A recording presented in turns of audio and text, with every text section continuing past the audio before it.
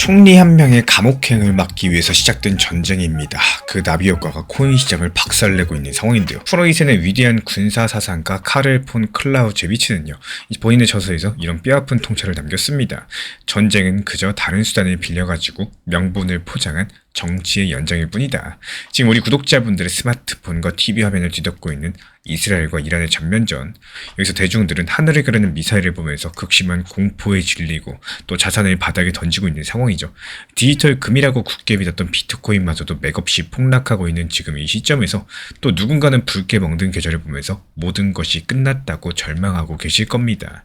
하지만 우리 구독자분들, 이 공포에 흔들리는 멘탈을 다잡고 또 차가운 진실을 마주해 주셔야 되는데요. 지금 전 세계 자산 시장을 벼랑 끝으로 몰아넣고 있는 진짜 범인은요, 이 중동의 해부은 종교 갈등이 아닙니다.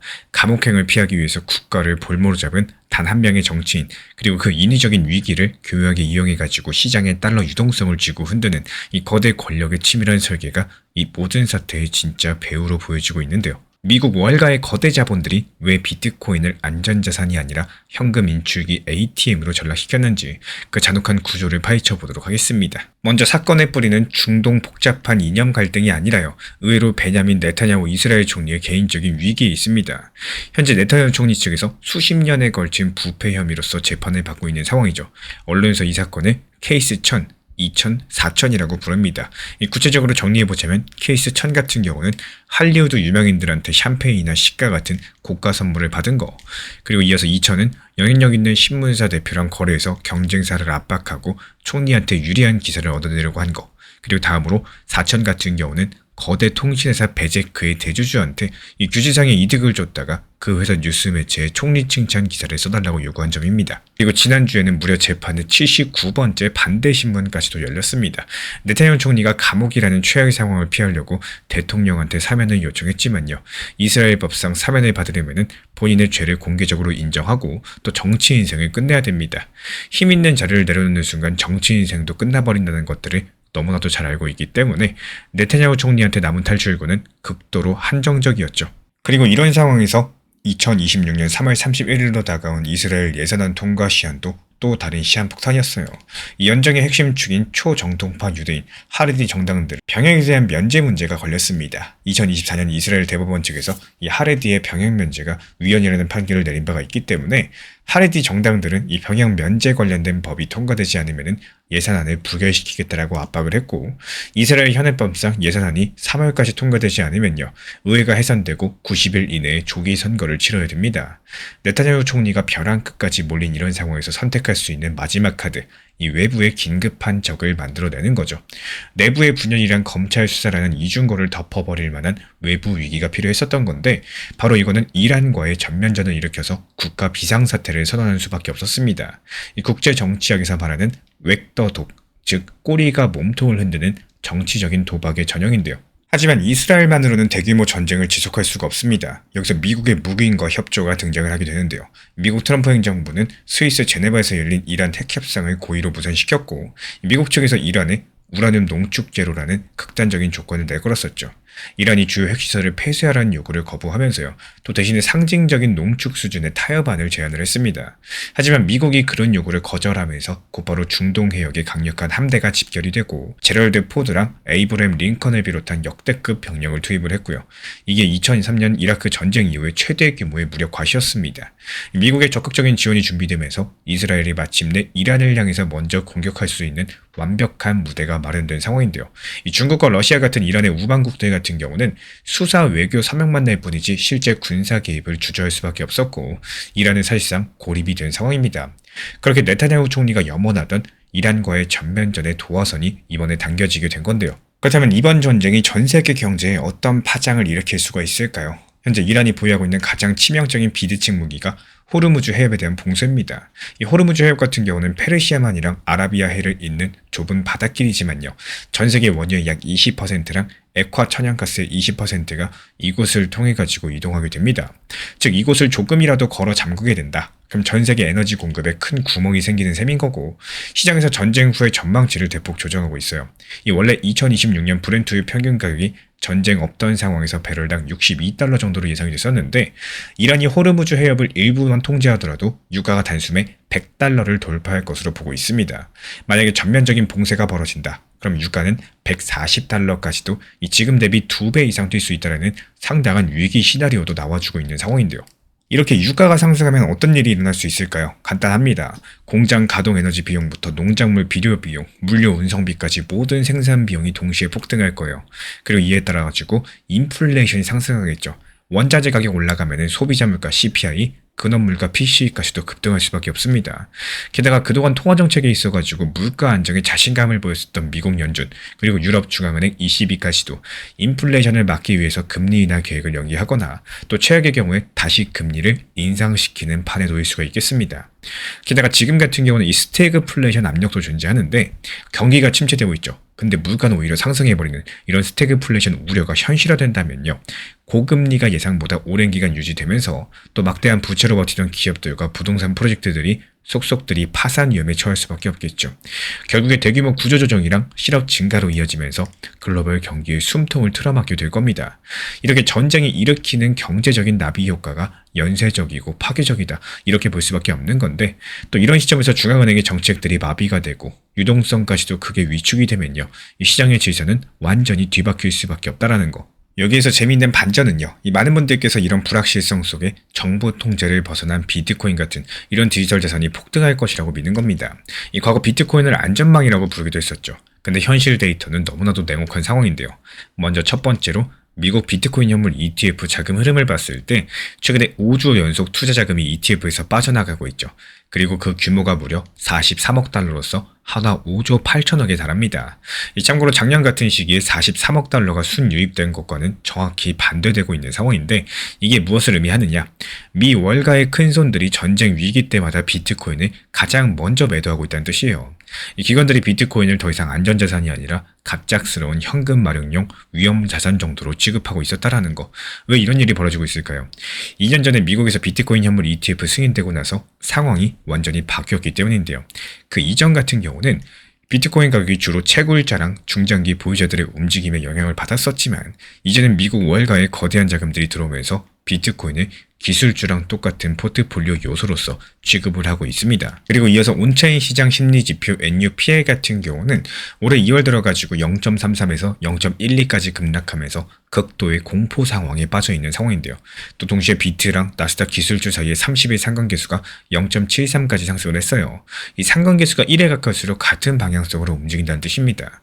반면에 비트코인과 금의 상관계수는 마이너스 0.45로서 완전히 극과 극 반대 방향으로 움직이고 있다는 거. 이 데이터가 말해주는 진실들은 명확합니다. 미국 연준이 금리를 내리지 못해서 시장 유동성이 꽉 막히게 되면요.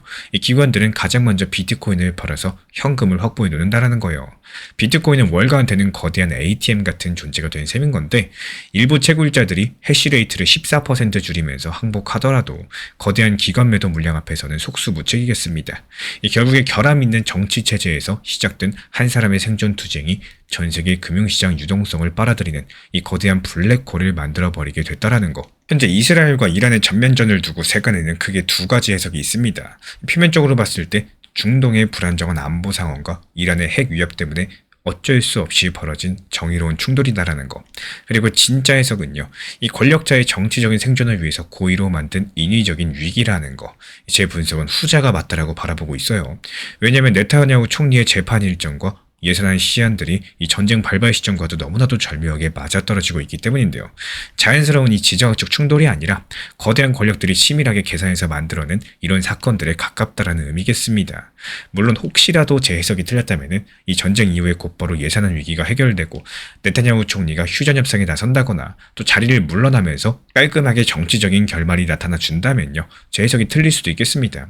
하지만 지금 흐름만 놓고 보면은 그럴 가능성은 상당히 낮아 보여요.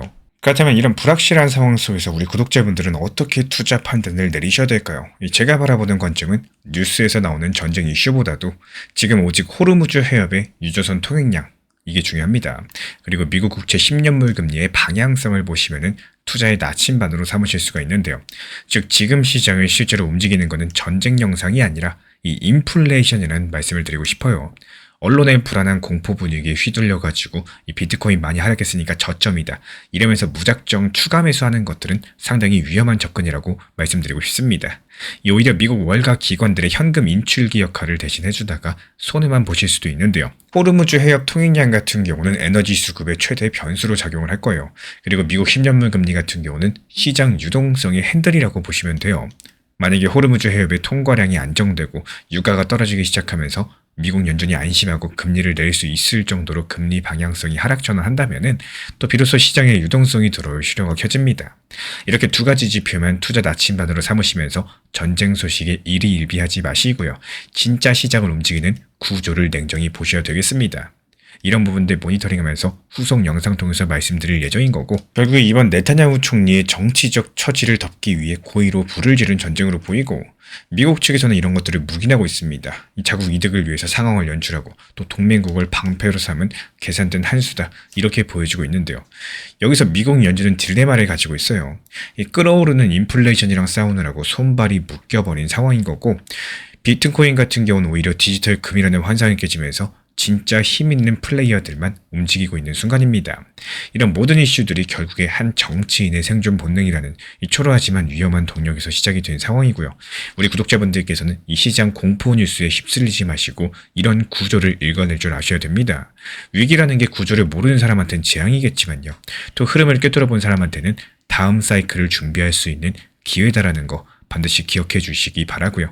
이 코인 투자 시장에서는 결국에 나만의 원칙에 대해서 얼마나 지켜낼 수 있느냐가 결과를 만들게 됩니다. 이 시장이 하락한다고 해가지고 갑작스럽게 불안감을 가지고 또 반대로 또 상승 반등 준다고 해서 조급해가지고 계획했던 루틴을 깨버리게 되면요. 결국에 매번 감정에만 끌려다니는 이런 매매 패턴을 반복하게 되는 거고, 이런 경우에 보통 손절만 계속 반복하시는, 결국에 손실이 누적되는 경우가 상당히 많은데, 그래서 지금 중요한 거는 완벽한 전략이 아니라 흔들림을 가져도 다시 돌아올 수 있는 나만의 원칙이겠습니다. 정말 신기하게도 사람은요, 이 상승장과 하락장에서 전혀 다른 생각을 하게 된다는 거. 상승장 같은 경우는 어떻죠? 더 상승할 것 같다, 이런 기대감이 커지고 수익이 나고 있다고 할지라도 괜히 더 욕심이라는 게 생깁니다. 반대로 하락장에서는 어떻습니까? 그때 팔 거리라고 하면서 더 하락하면 어떡하지, 이런 생각들이 스스로를 압박을 하게 되는데요.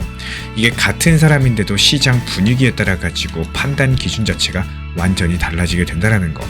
그래서 원칙은요, 이 기분이 좋을 때 세워놓고 힘들 때 지킬 수 있는 이런 연습을 하셔야 됩니다. 상승장일 때 세웠던 계획들, 이런 것들이 하락장에서도 유지가 될 수 있는, 그리고 하락장에서 다짐한 기준들이 여기서 상승장에서도 흔들리지 않는지 스스로 점검을 해볼 줄 아셔야 되는데요. 이 투자라는 게 결국에 방향성을 맞추는 게임 같아 보이지만 결국에 심리를 지키는 이런 싸움들에 가깝습니다. 시장은 항상 변하고 있죠. 하지만 그 안에서 기준이라는 게 없이 흔들리면은 계좌도 함께 흔들릴 수밖에 없다는 사실을 기억해 주시기 바랍니다. 그리고 이런 부분들에 대해서 제가 안내드리는 정보방에서도 중요돼요. 타점에 대해서 안내드릴 때 비중 조절과 무리한 목표 타점보다는요, 현실적인 적당한 단기 고점에 대한 목표 타점에 대해서 활용드리고 있는 이유도 결국에 팔아야 내 돈이라는 게 가장 중요하고요. 원칙 매매를 1순위로 생각하고 있기 때문입니다. 이 비중 조절과 원칙 매매라는 게 어렵다고 생각하면 어렵겠지만요, 앞으로의 시장에 대한 준비라고 생각을 하시고 조금씩만 하다 보면 쉽다라고 느껴지게 되실 거예요. 항상 말씀을 드리고 있지만 업비트 빗썸 현물 매매로서만 안전하게 운영하셔도 충분히 좋은 시장이라고 생각을 합니다. 이 결국에 투자 심리를 얼마나 단단하게 만들고 내 원칙을 반복해서 지켜나가느냐, 이 여부가 결국에 시간이 지날수록 큰 차이를 만들어내게 되는 거고, 시장과 싸우는 게 아니라 결국은 내 감정과 싸우는 과정이라는 것들을 잊지 않으셨으면 좋겠습니다. 최근에 시장이 너무 답답하다 보니까 정보방 입장에 대해서 문의 주시는 분들께서 많아지셨어요. 먼저 제일 중요하지만요, 제가 안내드리는 모든 정보방은 업비트 빗썸 현물 매매로서만 안내 도움 드리고 있습니다. 지금 화면에 보이시는 번호나 혹은 댓글 링크에 있는 신청란을 통해서 신청 주시면은 안내를 도움 드리고 있고요. 이 세 가지 방 중에 필요로 하신 방을 체크해서 신청 주시면은 필요로 하신 방에 맞춰가지고 입장 안내드리고 있습니다. 먼저 리플 전용방 같은 경우에 리플에 대한 중요 이슈, 그리고 리플에 대한 단기 저점과 단기 고점, 중장기적으로 보는 중요 타점 같은 핵심 내용에 대해서 안내드리고 있기 때문에 영상 시청해주시는 우리 구독자분들께서 리플이라는 코인이 장기적으로 좋다라는 건 알고는 있지만 현재 같은 시장에서는 많은 답답함을 느끼시는 분들께서 정말로 많이 계실 거라고 생각을 합니다. 이 적당한 일부 비중은 단기 고점과 저점을 살려서 효율적인 대응을 만들어 가시고 또 오히려 중장기적으로 더 잘 가져가기 위한 효율적인 매매하시는 것들을 추천드려요. 그리고 두 번째로 종합 브리핑방입니다. 장기적으로 보기에 좋은 코인들과 현재 시장 흐름에 대한 중요 시장 이슈들, 브리핑 내용이나 리플에 대한 방향성, 락업 해제 일정과 여기에 따른 움직임들에 대해서 안내드리는 종합적인 방이다. 이렇게 생각해 주시면 되겠습니다. 그리고 마지막으로 단기 종합방 같은 경우는 말 그대로 단기 종목들에 대한 타점을 안내드리고 있는 방입니다. 이 단기 종목은 말 그대로 단기 종목답게 접근을 하셔야 되는데 욕심으로 인해서 타점을 너무 높게 잡아가지고 수익 실현을 못하거나 아니면 눈치 보기 매매를 하다가 이렇게 수익 실현의 기회를 놓치셨던 기억이 있으신 분들 지금 시장에서 정말 많은 상황인데요. 항상 비중 조절이 중요하고요. 매수와 동시에 목표 타점을 걸어 놓으면서 현실적으로 봤을 때 내 것으로 만들어서 마침표까지 잘 찍는 게 단기 매매의 핵심이다 생각을 해요. 단 여기서 중요한 거, 아무리 내가 좋아하고 시기가 좋고 스스로 괜찮다고 판단하셔도 몰빵 매매는 정말 위험하기 때문에 매번 말씀드리는 비중 조절 원칙 매매로 접근하시는 게 가장 중요합니다. 끝으로 항상 말씀드리고 있지만요. 저는 업비트, 빗썸, 현물 매매에 대해서만 안내를 도움드리고 있기 때문에 절대로 해외거래소, 선물 매매에 대한 고위험 리스크 매매에 대해서는 언급조차 드리지 않고 있습니다. 무조건적으로 업비트, 빗썸, 이렇게 현물 매매로 필요하신 분들께서만 입장 신청 주시면 안내 도움 드리도록 하겠습니다. 이 빠르게 가는 것보다 중요한 건요. 꾸준하고 길게 가는 게 더 중요한 투자 시장이다. 이렇게 생각을 해요.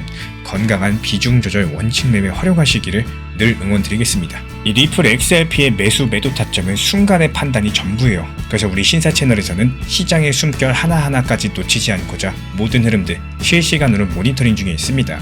이 단기 반등 구간이 열리는 순간 그 찰나의 기회 타점을 우리 구독자분들께 바로바로 전달드리기 위해서인데요. 우리 신사 채널을 이미 구독해주신 분들 중에서 실시간 커뮤니티방 참여를 원하신다면 지금 보이시는 번호로 문자 남겨주시면 되겠습니다. 이 혼자서 불안하게 바라보는 시장이 아니라요. 함께 흐름을 읽고 움직이는 경험들을 선사해 드리도록 하겠습니다. 제가 안내해드리고 있는 코인 신사 채널 멤버십 전용방에 대해서 짧게 설명드려 보도록 하겠습니다. 리플, 암호화폐 시장에 대한 중요한 이슈, 그리고 브리핑이나 시장의 흐름에 대한 전문적인 분석 내용 설명과 함께 차트상의 기술적 분석, 온체인 지표와 투자 심리에 대한 내용들을 같이 안내 도움 드리고 있고 가장 중요한 투자 심리를 컨트롤하기 위해서 포트폴리오의 구성에 대한 노하우, 투자 심리 컨트롤에 대한 내용도 같이 안내 드리고 있습니다. 코인 신사 스터디 멤버십 가입하신 분들께서는 아래 번호 혹은 신청 링크 통해서 남겨주시면 제가 연락드리고 있고 안내 설명과 함께 신사 채널 리플 전용 멤버십 방에도 입장 안내 설명드리고 있습니다.